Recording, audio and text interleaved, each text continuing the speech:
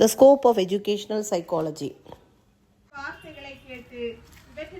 Fall within scope of general psychology. Educational psychology is primarily correlated with the investigation of teaching learning process. The scope of educational psychology is more limited and specific than psychology. Briefly discuss the scope of educational psychology. Mental capabilities. The teacher decides this method of teaching based on the purpose, ability, aptitude, and other mental qualities. Intelligence, memory, attention, interest, thinking, reasoning, imagination, sentiment, emotion, motive, need, work, and fatigue.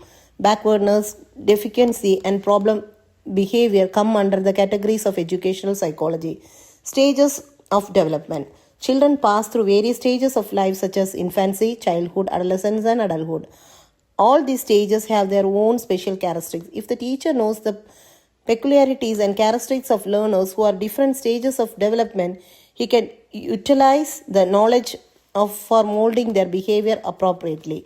Teaching learning process. To deal effectively in the class, the teacher must understand the principles of learning, various approaches to the learning process, problems of learning, and their remedial measures. It also gives the knowledge of various approaches to understand the learning process, factors affecting learning, and guidance for effective learning. Individual differences. The teacher in the class has to interact with many children who have large number of individual differences. The teacher, with the help of the knowledge of individual differences, can adjust his teaching to the needs of children. It may also be helpful for him in creating suitable environment for developing their inherent potentialities.